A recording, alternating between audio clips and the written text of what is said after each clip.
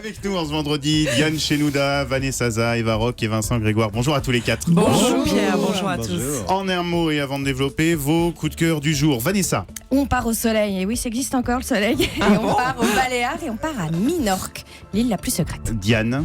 Alors, un spectacle son et lumière qui nous en met plein les yeux, La Nuit aux Invalides, on reste à Paris. On est plongé au cœur de l'histoire de France, un spectacle européen. Eva.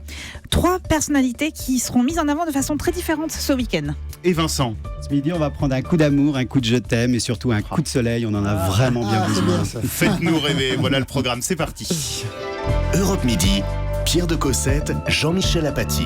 Eva Rock, on va commencer avec vous. Oui. Alors si on n'aime pas le foot, il y aura quand même un petit peu de foot malgré tout dans les tout petit portraits peu que de vous nous foot quand proposez. même, évidemment, mais 3 personnalités qui sont mises en avant de façon très différente. 3 hommes qui ont des points communs, leur origine modeste et qui ont acquis une forte popularité. Et je commence avec Franck Dubosc. Il est l'invité de Marc-Olivier Fogiel ce soir à 23h20 pour le divan. Bon, comme à chaque fois, l'invité va se confier avec plus ou moins d'émotion. Le moins qu'on puisse dire, c'est que l'acteur est un hypersensible. Parmi les confidences, il est question d'école. J'étais un élève, j'allais dire un bon élève, c'est faux, un élève qui avait de très bons résultats parce que je travaillais beaucoup. Et comme je travaillais beaucoup, on a dit il va passer, à l'époque c'était seconde C, ce qui est S je crois maintenant, il va passer, il a de bons résultats, il va aller. Et un professeur à moi a dit mais Franck ne tiendra pas parce qu'il faut qu'il travaille beaucoup pour avoir ces résultats-là. Et il avait raison. Et quand je suis arrivé, je n'avais que des mauvaises notes. Et je travaillais mais toute la nuit. Et le lendemain j'avais 2. Et là j'ai fait une dépression. Alors c'est une des confidences que vous pourrez entendre ce soir. C'est très réussi comme numéro. Il a joué le jeu. Il a joué le jeu, vraiment. Vraiment, c'est sur France 3 à 23h20. Alors, autre exercice de confession, c'est celle des proches de Coluche. Oui, je sais, encore un documentaire sur l'humorisme. Enfin, on fête les 30 ans de sa disparition. C'est sur TF1 à 23h50. Alors, le principal intérêt de ce documentaire intitulé Coluche, 30 ans déjà, ce sont les témoignages et notamment celui de Véronique Colucci qui raconte un peu l'origine de la salopette. Il était un peu rebondi de l'arrière, c'est-à-dire qu'il avait le cul en l'air comme ça et aucun costard ne lui allait. Et la salopette, ça masquait tout. Je suis plus large des hanches que des épaules. Alors, quand je suis allé pour la première fois chez un tailleur, il m'a dit, écoutez, ou alors je vous mets un sac avec 2 ficelles, une en haut, une en bas, ou alors il faudra trouver quelque chose tout seul, et j'ai trouvé ça. Ils ont réussi à trouver des petites pépites aussi en termes d'images d'archives, c'est assez étonnant. Et puis dimanche, à 18h10 sur M6, avant le match Suisse-France, vous allez découvrir cette petite voix. Je mesure 1m45. Quel âge as-tu ? 12 ans. Tu vas à quel lycée ? Gers en 31 rue de la Pompe. Très bien. Et tu es un membre du Racing, je crois ? Oui, je joue au football dans une équipe minime. Eh bien, vous le connaissez, ce petit garçon, ouais. Il avait 12 ans à l'époque, il aimait le foot, il est devenu la voix du foot, puisqu'il s'agit du même homme qui, en 1998, s'écriait ça. Je crois qu'après avoir vu ça, on peut mourir tranquille, enfin le plus tard possible, mais on peut. Ah, c'est superbe. Quel pied. Ah, quel pied. Oh putain. Oh là là là là là là. J'aimerais bien qu'on réentende ce putain dans quelques jours, plaisir, le 10 juillet notamment. Voilà, c'est un documentaire intitulé Il était une voix, Thierry Roland, et c'est sur M6 qui lui rend hommage donc à 18h10. Bon, donc pour les amoureux de foot qui n'ont pas forcément envie de regarder les matchs, ils auront au moins ce documentaire. Exact. Vous allez revivre toute l'épopée des Bleus en 50 ans de foot, c'est absolument extraordinaire. Ça nous donne envie. Merci beaucoup Eva. Du soleil parce qu'on en manque. Et de l'amour, a-t-il promis aussi. Et de l'amour, un peu je t'aime. Vincent Grégoire, c'est la tendance du moment. C'est la tendance du moment. Bon, alors je sais, je vais un peu commencer en plombant l'ambiance, mais j'ai pas pu résister. Un petit solo. Voilà. Ça commence bien, ouais. Non, ma mission c'est de vous remonter le moral ce midi. Il n'est pas mort le soleil, bien au contraire. Bon, même s'il se fait désirer au rayon météo, il est très présent dans les tendances. Alors je vous ai fait un petit florilège de ses apparitions. Alors il faut lui courir après, hein, mais bon, il est charmant ce soleil. D'abord au château de Versailles, il y a une exposition très intéressante d'un plasticien qui s'appelle Olafur Eliasson, qui justement questionne les notions de pouvoir, d'autorité. Tout à fait. Et une ode au roi soleil. Donc une exposition majeure qu'il faut absolument aller voir et qui, avec toutes ces lumières, fait énormément de bien. D'ailleurs, ce même artiste, ce même plasticien, il a sorti un projet très intéressant qui s'appelle Petit Soleil, Little Sun, qui est un petit tournesol à recharger. Dans les pays riches, on investit sur cet outil-là, mais ça permet, avec une pile et l'énergie solaire, d'apporter la lumière dans les pays en difficulté. Je trouve que c'est une initiative très intéressante. Dans ces envies de soleil, on n'a pas pu résister non plus à mettre en avant toutes ces tendances autour des barbecues solaires, le barbecue bio. Alors on va oublier la plancha, on va oublier ces choses-là. On va miser sur le barbecue solaire cette saison. On suit les aventures de l'avion Solar Impulse, parce que là aussi, son tour du monde, c'est en train de changer beaucoup de choses dans l'univers des tendances, et puis à la fois de la consommation et des nouvelles technologies. Le jaune soleil, on ne l'oublie pas, mais il nous fait du bien. Voilà, et il est très très présent. Alors, il n'y en a pas beaucoup en studio. Hein. Non, vous auriez pu venir habillé en jaune.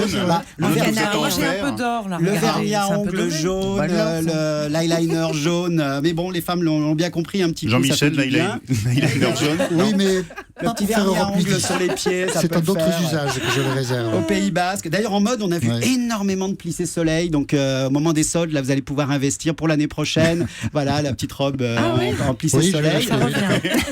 Bon, c'est à voir ce week-end au Chiquito des Tambours. Exact. Les motifs soleil. Jean-Michel en plissé soleil.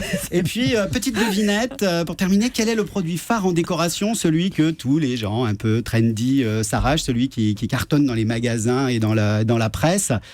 C'est le miroir soleil. Vous savez, ce petit miroir des années 60 qu'on trouve dans les vides-greniers, qu'on trouve encore chez Focus. Un peu kitsch, mais effrayant, tellement de charme. Voilà, ça a du charme, vous trouvez? Bah oui, et on les collectionne, on les met sur un mur, et puis ça vous fait un petit coup de soleil à un prix très très raisonnable. Bon, il faut courir après parce qu'il commence à devenir cher. D'accord. Bon. Ben voilà pour la tendance. Le soleil, dans un instant, une petite pause. Les Invalides, c'est pas la bande des chroniqueurs, je vous rassure, c'est le monument avec un spectacle. Hein, quand même. Oula, je vais pas me faire des amis, à tout de suite. Europe Midi, Pierre de Cossette, Jean-Michel Apathy. Il est 13h53 sur Europe 1. La suite des découvertes d'Europe Midi, du soleil encore, mais à Minorque avec Vanessa Za et un spectacle en plein air avec Diane Chenouda. Aux Invalides, puisqu'on le disait, spectacle son et lumière, Diane, qui nous en met plein les yeux. Nous dites-vous, la nuit aux Invalides, qui nous plonge au cœur de l'histoire de France. Oui, Pierre. 50 minutes de spectacle, son et lumière, totalement bluffant, il faut bien le dire. On est transporté, en effet, vraiment dans l'histoire de France. 2000 ans d'histoire, de la Gaule, Lutèce, ça c'est nouveau le tableau sur Lutèce jusqu'à la Seconde Guerre mondiale, bien évidemment. La libération de Paris en passant par la Belle Époque et le fracas de la guerre de 14-18. C'est vraiment un tourbillon d'images, ce spectacle sous la nuit étoilée des Invalides dans la cour d'honneur. C'est très très beau, évidemment, dans ce lieu solennel. Images projetées sur la pierre, les 3 murs de pierre du monument, les Invalides, dont l'histoire nous est également ici racontée. Les Invalides, évidemment, fondés par Louis XIV. Louis XIV eut soin du corps de ses soldats. Il eut soin aussi des âmes. Et ici, la voix de la comédienne Céline Duhamel, qui a joué notamment dans la comédie musicale Le Roi Soleil, on en parle encore là. Et Napoléon, bien sûr, Napoléon ici enterré aux Invalides, et bien entendu au cœur du spectacle, ses conquêtes, ses batailles, le culte autour de l'empereur. Je dois dire que la statue de Napoléon est vraiment impressionnante là, avec ce jeu de lumière la nuit, c'est vraiment la statue du commandeur. Le récit est porté par de grandes voix du théâtre. On a entendu Céline Duhamel, ici Jean Piat, qui évoque De Gaulle et le fameux appel du 18 juin. Il était l'avenir. Il s'appelait Charles de Gaulle. L'honneur, le bon sens, l'intérêt supérieur de la patrie commande à tous les Français libres de continuer le combat. Avec un fond de Beethoven derrière, si je me trompe pas. On en prend là on entend, on voit aussi beaucoup, on en prend plein les yeux. Diane. Oui, Pierre, c'est vraiment la magie, la réussite de ce spectacle, notamment. Ce sont ces tableaux de lumière, mais vraiment éblouissants, des bruitages saisissants. On entend la locomotive de 14-18. Là, c'était vraiment une sono de concert qui est encore plus puissante que l'an dernier. C'est vraiment un spectacle qui éblouit aussi les enfants et qui peut leur donner vraiment le goût de l'histoire dans ce lieu solennel qu'on a envie du coup de visiter ou de revisiter avec le tombeau de Napoléon et le musée de l'armée. Écoutez là maintenant la voix de Dussolier. Que tous les enfants de France comprennent un jour que ces pierres encore vivantes leur appartiennent à la condition de les aimer. Donc la voix d'André Dussolier qui porte également ce récit. Donc la nuit des Invalides, c'est cette année 2 soirs sur 6 en anglais. Pour attirer encore plus de touristes, et c'est à voir et à vivre jusqu'au 27 août. Et ça dure combien de temps, juste en un mot? Ça dure 50 minutes. 50 minutes, moins c'est ça. Non, mais c'est pas grave. Voilà, j'avais zappé, exactement. C'est un coup de soleil, là. Le soleil, justement. On y Vanessa retourne. Zah, Minorque, cette fois on y a vraiment droit. On y a droit. Justement, on part aux Baléares, donc à Minorque. Minorque, c'est l'île la plus secrète. Elle est restée discrète. On est loin des fiestas, des millions de tongs, des clubs, des touristes de Majorque et d'Ibiza. Cette île, c'est un petit paradis et c'est un des derniers pour moi de la Méditerranée. En plus, c'est un budget intéressant. Ça ne coûte pas très très cher, vous verrez. Et elle a su se préserver de la bétonisation, du tourisme de masse, surtout que l'UNESCO en a fait dans les années 90 une donc biosphère. Et alors résultat, quand vous êtes là-bas, vous avez l'impression d'être dans les années un peu 50 en France. C'est très rural, c'est resté très sauvage, si sauvage d'ailleurs que c'est le paradis des chevaux. L'île du cheval, dit-on. C'est l'île du cheval. Alors vous allez comprendre pourquoi c'est un des piliers de la culture minorquine. En fait, dès le XIVe siècle, les militaires faisaient leur tour de ronde à cheval le long du littoral sur un sentier qu'on appelait le Camí de Cavals. Et donc, ils luttaient comme ça. Ils regardaient au loin s'il y avait des envahisseurs, puisque c'est une île qui a été extrêmement convoitée par les Espagnols, par les Anglais, par les Français. D'ailleurs, pour la petite histoire, là-bas, on ne dit pas gracias, mais on dit merci. Voilà, il y a encore des petites touches anglaises, françaises, comme ça, dans le langage. Et c'est dommage parce que c'est la chose que je peux dire, moi, gracias. Oui, moi aussi. Las casas son blancas. Voilà, les maisons sont blanches. Et il y en a des blanches là-bas. Et alors, pour monter donc cette cavalerie, à l'époque, le roi Jaume II voulait des petits chevaux très agiles. Alors, il a décidé de croiser des chevaux noirs autochtones avec des pur-sang arabes et des pur-sang espagnols. Et de là est née la race minorquine. Et à partir de la semaine prochaine, on rentre dans les fêtes patronales. Donc, ces fêtes autour du cheval dans toute l'île. Ça dure donc jusqu'en septembre. Et donc, chaque village va organiser sa propre fête. C'est un spectacle absolument superbe à voir. En fait, tous les chevaux et les cavaliers sont recouverts de blanc et de noir. Ils sont dans le costume du juste, les hommes justes. Et c'est scandé de recueillements, de cavalcades, de tournois. Et le clou du spectacle, le cheval doit faire le beau. Et donc, tout le monde se met autour de lui. Et c'est un moment extrêmement saisissant à voir. Et la plus belle fête commence la semaine prochaine pour la Saint-Joan, pour la Saint-Jean. Le 23 et le 24 juin, c'est à la Ciutadella. Voilà. Et donc, quand on y est, évidemment, il faut se précipiter pour aller faire des randonnées à cheval.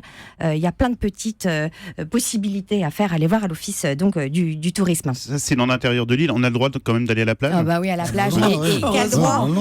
Alors, en fait, si on demande gentiment, on peut y aller. Il faut savoir qu'il y a autant de plages et de criques que Majorque et Ibiza réunis quand on est à Minorque. Et on a le choix. Alors, soit on va dans les plages du nord qui sont beaucoup plus sauvages, le sable là est beaucoup plus jaune, beaucoup plus doré, les roches sont rougeâtres, ça a beaucoup de caractère. Et si vous voulez quelque chose de beaucoup plus paradisiaque, translucide, des eaux turquoises, avec du sable blanc très fin, et on veut ça, et ben on va dans le sud. Alors moi j'en ai deux que j'adore, c'est les petites criques de Marcella de Turqueta et de Macarella, pardon. Et il faut jamais hésiter à planter sa voiture au parking et marcher 1 kilomètre. Non, parce qu'elle se mérite ces criques. Parce qu'en plus, là, on est vraiment dans le côté un petit peu solitaire, au bout du monde, faut en profiter. Et je crois qu'on peut faire la fête. Et on peut faire la fête, justement, à Cova d'Engchoroy. Voilà, une boîte de nuit qui est dans une falaise. Allez-y, prendre un verre pour le coucher de soleil. Et un hébergement, les agrotourismos, évidemment, les vieilles fermes. Voilà. Même si on n'a pas vu le soleil et si on n'y va pas, on l'aura un petit peu vécu avec vous. Merci beaucoup. Merci Vanessa, Diane, Vincent et Eva pour les découvertes.